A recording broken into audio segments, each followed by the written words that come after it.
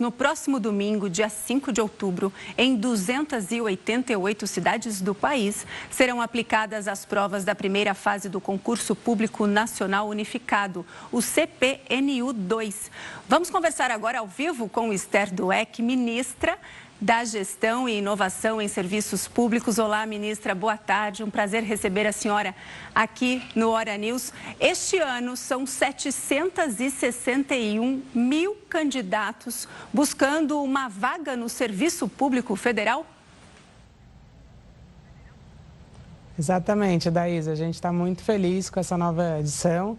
A primeira já foi um sucesso, a gente já teve naquele primeiro 6.640 vagas e agora são 3.652 vagas, com essas 761 mil pessoas disputando essas vagas. Neste domingo, então, acontece a primeira prova e depois a segunda fase é só em dezembro? Exato. Esse ano, ao contrário do ano passado, a gente dividiu em duas etapas, em duas provas. A primeira, esse domingo, é só a prova objetiva, é só a prova de múltipla escolha, como a gente conhece, e é só na parte da tarde esse ano. As provas começam às 13 horas, os candidatos têm que chegar até meio-dia e meio, então, por favor, cheguem antes, os portões abrem às 11h30, então todo mundo chega cedo, com calma, e é só na parte da tarde. A prova tem dois blocos que é de nível médio, que tem menos questões, então a prova acaba às 16h30, e para o nível superior a prova acaba às 18 horas, tudo horário de Brasília, Quem vai fazer em cidades que estão em outro fuso tem que estar atento a isso para ver que o horário é o horário de Brasília. E aí a gente tem o resultado dia 12 de novembro dessa primeira etapa e as pessoas vão ser chamadas para a segunda prova, uma parte dessas pessoas, no dia 7 de dezembro.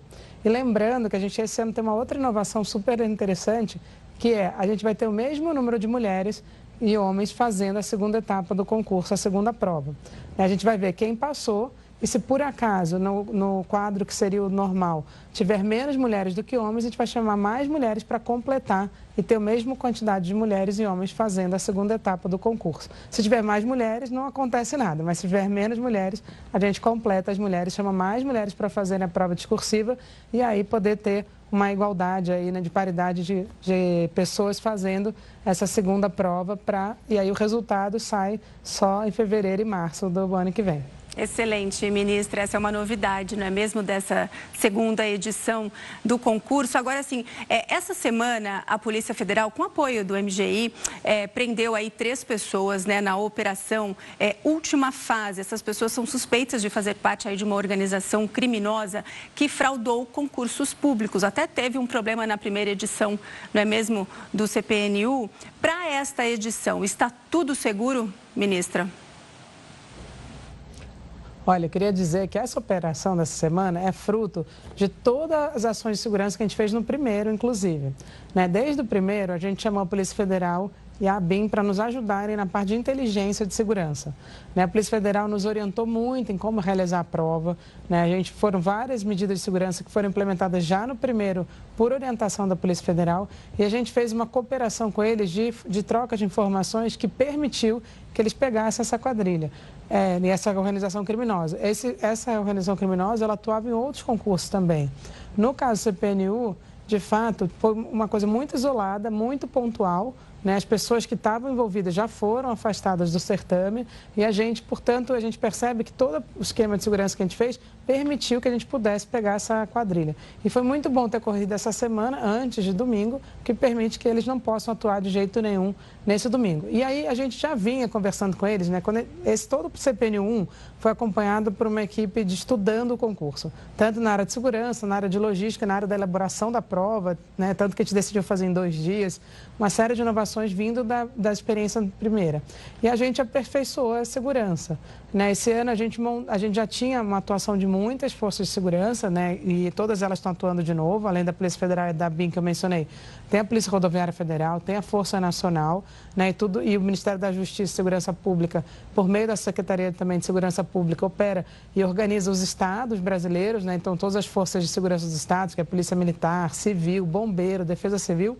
E esse ano a gente organizou todo mundo numa operação integrada, muito parecida com o que é feito na eleição e também na distribuição das urnas eletrônicas. Então a gente está muito seguro com isso. Uma outra inovação que a gente fez A gente tinha detector de ponto eletrônico em várias cidades que eram as mais críticas. Esse ano a gente conseguiu botar em todas as cidades detector de ponto eletrônico que está disponível aí para as forças de segurança. Também detector de metal em todas as portas de sala. O ano passado a gente tinha em todos os banheiros e em algumas portas de sala. Esse ano estão em todos os banheiros, em todas as portas de sala. Né? E a gente tem feito esse trabalho para que a gente possa aperfeiçoar ainda mais. E as provas esse ano tem uma diferença do ano passado. Todas as provas são identificadas com código de barra, então todas as provas são diferentes. Ninguém sabe quantos gabaritos tem, não vai saber durante a prova, só vai saber no dia seguinte. Então tem todo, a gente foi aperfeiçoando ainda mais. Isso já era um processo que a gente vinha fazendo a partir do que a gente aprendeu com a primeira realização da prova unificada.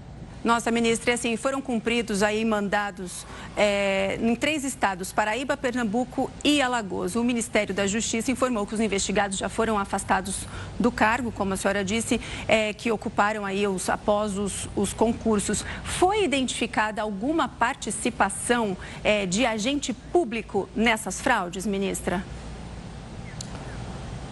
Olha, o processo ainda não está totalmente público, né? Que ligados ao Ministério, ninguém, né? O que a gente sabe é que pode ter tido alguém lá, muito na ponta, né? Nos passos onde foi realizada a prova. O que a gente sabe, a gente ainda não está com todas as informações de processo, sabe? A Polícia Federal tem todas as informações de processo, né? Mas o que a gente sabe é que não houve ninguém que seja ligado a gente aqui envolvido, né? Então, com isso a gente está bem tranquilo. O que aconteceu foi uma coisa muito na ponta, mas, de novo, reforçando que as pessoas não eram só do CPNU, né? Tinham outros concursos também que estavam envolvidos. E, no nosso caso, as pessoas ainda não tinham tomado posse, mas estavam em vias de. Mas já foram todas afastadas do processo seletivo e não tem a menor chance de tomar posse. Ministra, posso voltar só um pouquinho aqui na nossa entrevista? A senhora já falou aí, não é mesmo, nesse cuidado que vocês tiveram com as vagas para as mulheres. Este ano, né, mais de 761 mil pessoas se inscreveram. A maioria aí é mulher, é isso. Por que vocês tiveram este cuidado, esse olhar para as vagas, para as mulheres diferenciado esse ano? Olha, desde a primeira realização, a gente tem do CPNU, que a gente até ganhou um prêmio essa semana, está super feliz com ter ganhado um prêmio de inovação na gestão. A gente pensou que o objetivo do CPNU era aumentar a diversidade do serviço público. Né? A gente quer ter o serviço público com a cara do Brasil. E a cara do Brasil tem várias dimensões. Uma delas, sem dúvida nenhuma, é gênero. Né? A gente tem no Brasil um pouco mais de 50% de mulheres. Tem a questão racial, né? As pessoas negras, pessoas indígenas, pessoas com deficiência. A gente fez esse ano... Teve uma aprovação da nova lei de cotas, que a gente está com cotas específicas para pessoas indígenas e quilombolas. Né? Então, a gente tem tido... E a diversidade regional brasileira, por isso essa dimensão da prova, fazer ela em todo o Brasil. E nos resultados de diversidade do primeiro, em termos do cumprimento das cotas, a gente conseguiu em todas elas ter mais gente do que o número de cotas. Então, a gente ampliou a diversidade em pessoas negras, pessoas com deficiência, pessoas indígenas. Mas a gente não tinha... O número que realmente nos chamou a atenção foi o de mulheres. Tinham mais mulheres inscritas, mais mulheres fizeram a prova. Então, 52% das pessoas que fez a prova foram as mulheres e 37% de mulheres foram aprovadas. E a gente foi estudar, então, por que isso tinha acontecido e medidas que pudessem mudar essa realidade. E a gente aprendeu com uma experiência do Ministério das Relações Exteriores que fez essa mesma lógica, que é o seguinte: você tem a prova objetiva domingo, né, e vão ter as notas objetivas. Em geral, quem fica de fora da prova para a segunda etapa é uma diferença de uma questão. Às vezes, você deixa de passar para a segunda etapa. E a gente percebeu que era nessa etapa que as mulheres saíram. Porque muitas vezes elas têm menos tempo de estudar aquela prova que é a mais que tem pegadinhas, que tem decorebas, que a gente chama. Enquanto a prova discursiva, ela pega muito mais o seu conhecimento amplo. Então, o que a gente vai fazer? Supondo que tenha 100 pessoas vão passar para a próxima etapa e que a gente percebe pelo ranking das notas que tem 60 homens e 40 mulheres. Em vez de serem só 100 pessoas, a gente vai chamar mais 20 mulheres. Então, todos os homens que passaram na primeira etapa vão fazer a prova. E, além daquelas 40 mulheres, a gente vai chamar mais 20 mulheres pela ordem que elas estiverem classificadas para irem para a segunda etapa.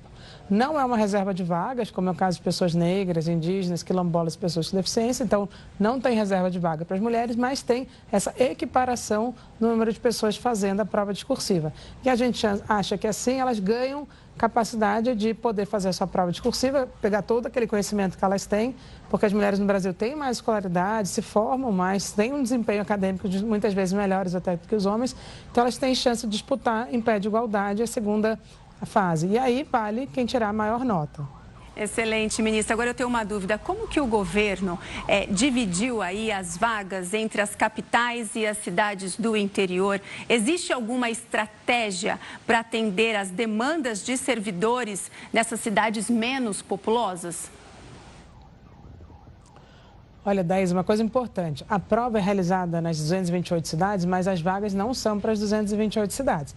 As vagas, elas são para várias áreas, né, em vários locais também depois, mas elas não são em todas as 228 cidades. A realização da prova é que ocorre. E aí, a alocação de pessoas pelos locais de prova é da própria inscrição. Então, a gente tem cidades como, por exemplo, Breves, né, que fica na Ilha do Marajó, que tem em torno de 300 pessoas inscritas. São Miguel da Cachoeira tem 260 pessoas inscritas. E mesmo assim, a gente fez todo um processo, né, de logística para que as provas cheguem em segurança nessas cidades. No caso de Breves, chega de barco, no caso de São Gabriel, chega com avião de pequeno porte. Então, a gente trabalhou para que todo o Brasil pudesse fazer a prova junto no mesmo dia, no mesmo horário, e todos tivessem as mesmas chances de poder passar no concurso público e virar servidor federal.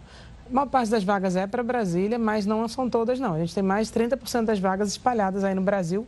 Tem uma concentração no Rio de Janeiro, mas tem outros estados também da federação. E, ministra, por que a senhora descartou já um concurso em 2026? Qual foi a motivação? Explica pra gente. Na verdade, a nossa lógica é de autorização de vagas. A gente teve, logo no primeiro ano, né, do mandato do presidente Lula, a gente tinha ficado anos aí sem fazer concursos, né? Entre o final do mandato da presidenta Dilma e o início desse terceiro mandato do presidente Lula, a gente teve concurso para 8 órgãos só. Desde a entrada do presidente Lula nesse terceiro mandato, a gente autorizou vagas para mais de 70 órgãos. Né? Então, a gente fez muito pulverizado. Então, a gente fez uma grande autorização em 2023, que grande parte dessas vagas se tornou o CPNU 1, e depois, em 2024 e 2025, a gente autorizou novas vagas que entraram aí no CPNU 2. A nossa previsão para o ano que vem não é uma grande autorização de novas vagas, a gente já fez uma grande autorização, é a chamada de pessoas aprovadas no concurso. Sejam, no caso do CPNU 2, as pessoas que vão estar aprovadas, né, nas vagas já imediatas, seja o cadastro reserva desses todos os concursos que a gente aprovou aí ao longo desse terceiro mandato do presidente Lula. E aí, nossa previsão é que não tem uma grande autorização de vagas que justificaria o novo concurso no ano que vem.